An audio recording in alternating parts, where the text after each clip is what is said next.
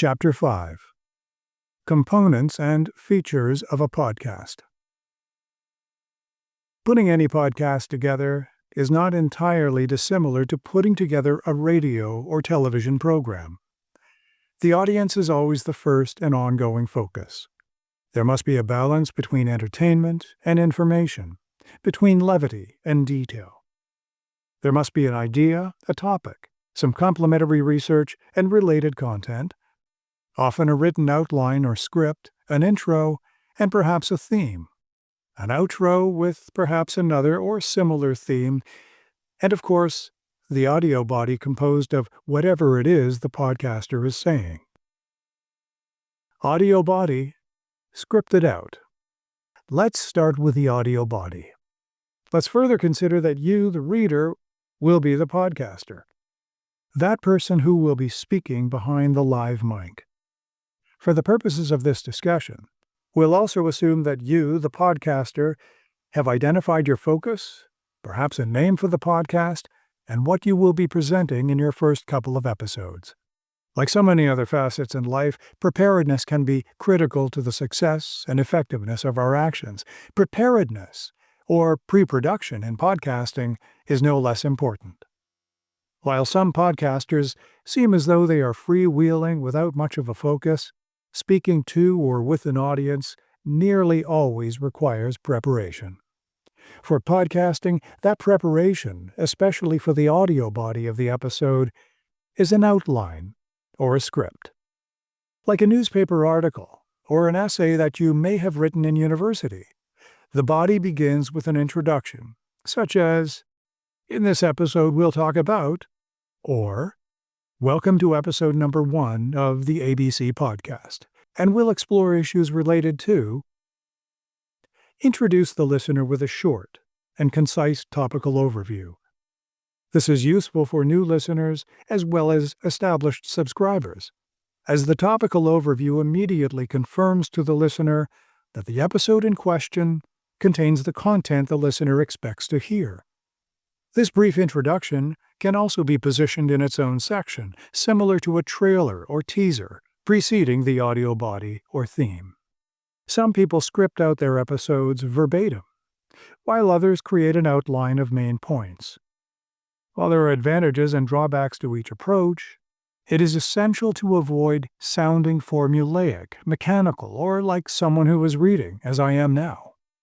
Find the approach that suits your preferences and styles, but you should always aim to ensure that your delivery connects with the listener. While we'll talk more about style a little later, the importance of connecting with the listener recalls the discussion in Chapter 3 about knowing who you are in your podcast and what your online personality is. Scripting is especially useful when guests or co-hosts participate, as well as for later transcription of the episode. Knowing who is speaking and what each person is talking about is useful to outline ahead of time. Transcription of an episode is the written version of what was said. If those words aren't clearly thought out ahead of time, the written version will read in a rather awkward way.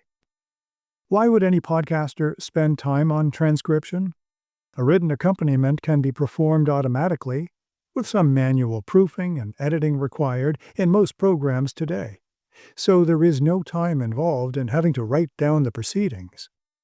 A written version is useful on a website, to appear as a blog, catering to a somewhat different audience, a reader as opposed to a listener. Podcasts about cooking, for example, can find added value in a printed transcription.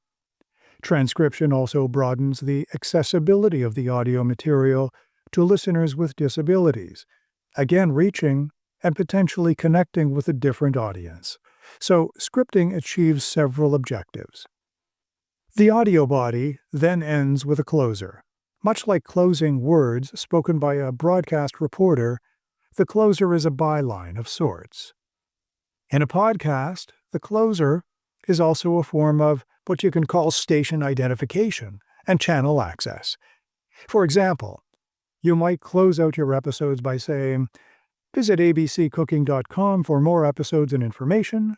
This podcast is available on," and there you identify your preferred streaming platform or primary platforms. A special thanks to our guests, Mr. X and Mrs. S. I'm Mary Jane. Thanks for listening. Well, that's a generic example, but it can be adapted to just about any closer in a podcast. Your episode now contains all the main content needed. That's the first step in pre-production. Print it out if necessary. Read it a few times. Then see if you're able to deliver the content without reading it. Before we dive into a tutorial on recording and editing, there are a few other topics to consider. Speaking style. Not only does your speaking style help define who you are in the podcast, in other words, defining a part of your persona or brand, it is critical to connecting with listeners. Most people are uncomfortable when listening to their own voices, especially in playback. This level of discomfort can diminish over time and with experience. The more comfortable you are with your content, the greater the authenticity and authority in your vocal delivery. The key is to avoid trying to sound like someone else. Use your own voice. Be yourself. Don't try to sound like an AM radio DJ, or for that matter, a 1950s broadcast reporter. Trends in styles have become less formal, notably friendlier, and somewhat more intimate. The late Canadian actor Lorne Greene used to read the news on the Canadian Broadcasting Corporation. His delivery was consistent with the style of the time, forceful, louder, deeper, and bold in tone, depth, timbre, and delivery. His voice was so profound that he became known as the Voice of Doom. The moniker was also attributed to the seriousness or solemnness of the news stories, many of which at that time focused on the Second World War. One hazards a guess that Lorne Greene's online or on-air delivery today might be substantively different. Tempo. The optimal speaking rate, whether by a podcaster, YouTuber, or radio host, is about 150 to 160 words per minute. Some parts of the audio script will be better suited for a slightly faster tempo, while other parts can be colored by a slower speaking rate, thus giving appropriate emphasis on words and sentences. Nervousness tends to increase one's speaking rate. It takes most people a bit of time and practice to achieve a naturally slower and even speaking tempo. Try to avoid the word race, the quick dash to condense as many words as possible into a given amount of time.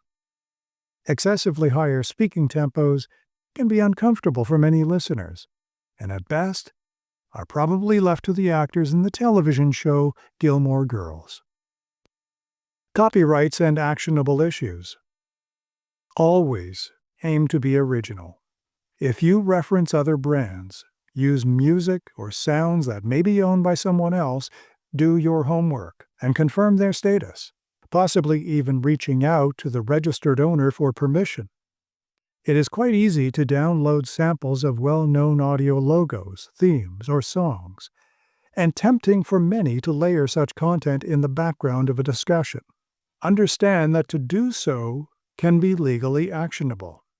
Make it simple and avail yourself of the free audio loops available, such as through DL Sounds, Pixabay, or freemusicarchive.org. The BBC also offers a library of sound effects. On a related note, exercise caution when speaking about people, products, companies, or organizations, as one would in a public presentation or any other public discourse. The components we've highlighted here represent the main pieces of a podcast. These, of course, can be adjusted to fit personal style. For example, another common approach or template starts with a short introductory abstract of the episode, followed by the podcast's musical intro theme, after which the body, ending in a sign-off message, constitutes the lion's share of the total audio content of the episode, then wraps up with the outro musical theme. Each of these components will often reside in individual audio files. How do they work together, and how are they coordinated? Well, answers to these and many more questions are addressed to the next chapter, which focuses on building your podcast and your very first episode.